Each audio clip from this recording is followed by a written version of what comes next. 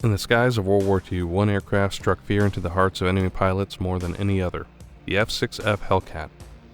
Designed to replace the older F4F Wildcat, it quickly became the most powerful and feared fighter plane in the Pacific. By virtue of its speed, strength, and firepower, the Hellcat was a force to be reckoned with and helped the Navy rack up victory after victory against the enemy forces in the Pacific. In just a few short years, Hellcat pilots destroyed more than 5,200 enemy planes, making it legendary.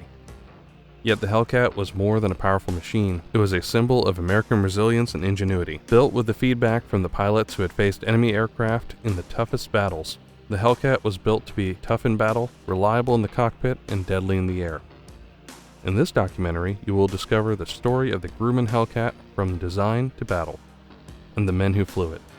This is a story of anguish, bravery, and the perpetual battle for triumph. The F6F Hellcat stood as one of the most terrifying fighter planes of World War II that was originally designed as a contingency plan. Following the development problems of the Vought XF4U-1 Corsair in 1941, Grumman Aircraft Corp was charged with enhancing the F4F Wildcat with a more powerful engine. Instead of just installing a new engine or slight enhancements, engineer Bob Hall took feedback from pilots who had fought in the Battle of Britain and developed from scratch his new aircraft, the result of which became a deadly weapon of war that caused terror among enemies worldwide. The Navy approved the project on June 30th, 1941, and the first prototype was flown about a year later. With a 1,600 horsepower Wright Cyclone engine, a 2,000 horsepower Pratt & Whitney engine version would follow, was 30 miles per hour faster than a captured Japanese Mitsubishi Zero. The first production Hellcat, the F6F-3, flew in October 1942 and was delivered shortly thereafter. Grumman's factory at Bethpage made 11,000 of the 12,275 Hellcats in a span of only 2 years. The Hellcat was to be a very effective design, therefore only two main types were developed: the F6F-3 and the F6F-5. The F6F-5 had a slightly more powerful engine, better armor on the windscreen, and minor improvements. The warplane was so streamlined that manufacturers like Supermarine, makers of the Spitfire, appeared inefficient. The Hellcat's main rival was the Japanese Zero. Although the American plane had the advantage in speed, firepower, and protection, most Hellcats carried 6 50 caliber machine guns with 400 rounds. The weapon system, simple and effective, was thus easier to man and logistically easier to maintain than the European fighter, which had small machine guns and cannons, a logistical problem for unrealistically far forward combat planes supplied from the sea. In air combat, the Hellcat proved dominantly efficient. The kill ratio against the Zero reached an amazing 13-1. It was equally successful in Europe, where British pilots of the Fleet Air Arm shot down Me-109s and Focke-Wulf 190s. During the invasion of southern France, U.S. Navy Hellcats destroyed both HE-111s, Ju-52s, and other enemy aircraft. Across the Pacific and Indian theaters, the Hellcat racked up around 5,223 kills against enemy aircraft. Besides air fighting, the F6F could carry rockets and up to 4,000 pounds of bombs, making it as effective as dedicated bombers such as a Curtiss Helldiver. It also functioned as a night fighter with built-in radar and even conducted reconnaissance missions via additional side windows. British East Indies Fleet Hellcats even performed mine-sweeping tasks off Penang,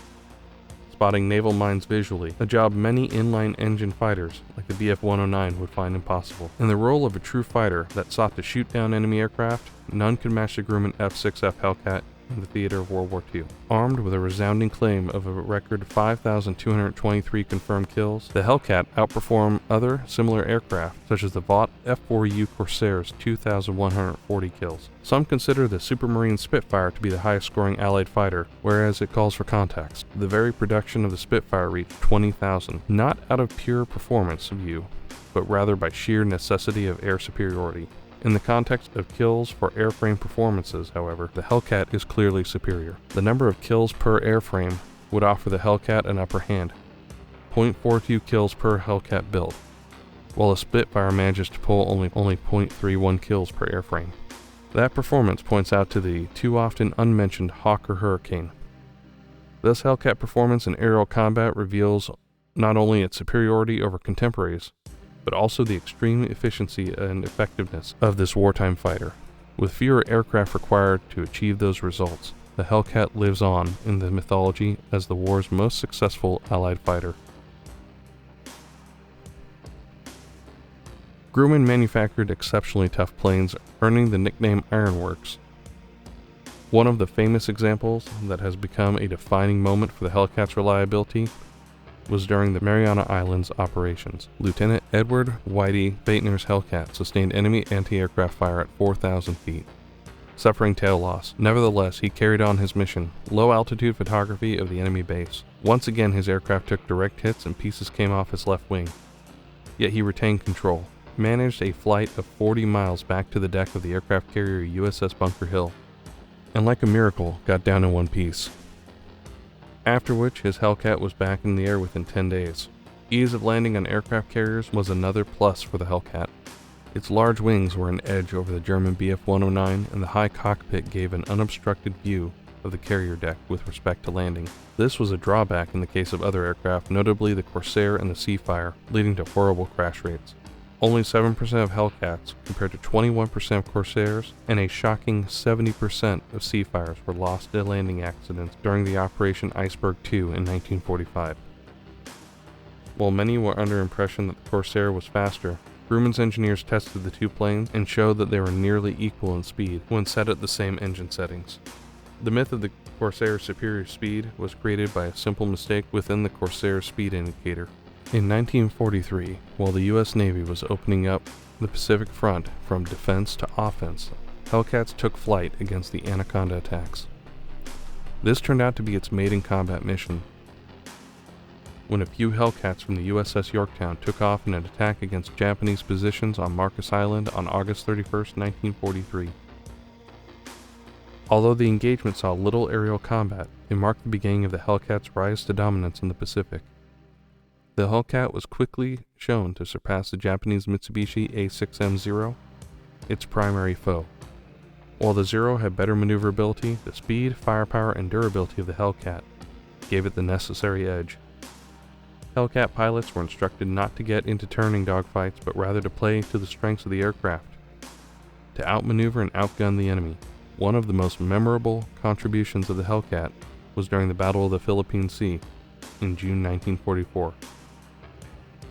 Often called the Great Marianas Turkey Shoot, Hellcats from the U.S. carriers decimated the Japanese aircraft by shooting down over 300 within a single day. The battle marked a turning point in the Pacific War, in that Japan was utterly incapacitated as regards to its air power. Some of the aces of the war also flew in the Hellcat. Commander David McCampbell, the highest-scoring U.S. Navy pilot, had 34 aerial victories aboard a Hellcat, 9 of which were from a single mission on October 24, 1944. Hellcats acclaimed more than 5,223 enemy aircraft by the end of the war, more than any other Allied naval fighter. The Hellcat's success did not end at the door of the U.S. Navy. Under the Lend-Lease program, the Royal Navy's Fleet Air Arm, FAA, took delivery of 1,182 Hellcats, designated a Hellcat Mark I and Mark II. British Hellcats were active in both the Atlantic and Pacific theaters, providing support for strikes against German and Japanese targets. In all, 12,275 Hellcats were built, making it one of the most mass-produced fighters of the war. Its combat record is still unmatched, and Hellcats credited 75% of aerial victories for the U.S. Navy pilots in the Pacific theater. In the Pacific, British Hellcats operated as part of the British Pacific Fleet, and went on to support Allied operations at Ryukyu Islands and Okinawa. They participated in investigation missions and ground attacks. Sadly, some British Hellcat pilots, including Lieutenant Commander M.S. Godson, paid the ultimate price during these operations. After the war, the Hellcat continued to serve in the First Indochina War in the French Navy, the Aron Vale. French Hellcats were engaged in reconnaissance and ground attacks with little opposition from the air. The model remained in service until the late 1950s with the French Navy. The enduring legacy of the Hellcat extended well beyond World War II. Surplus to its warfighting role, many Hellcats were after the war converted to targets for aerial gunnery practice and missile testing. Some were even employed during the Korean War as radio-controlled flying bombs to attack bridges. It also became noteworthy that the first plane flown by the Navy's Blue Angels Precision Flying Team, the team used Hellcats from 1946 until later in the same year, transitioning to the Grumman F8F Bearcat. Now, the Hellcat remains a symbol of the Allied air superiority, and a representation of the skills and bravery of its pilots. Its legacy remains alive, and Hellcats continue to fascinate engineers today.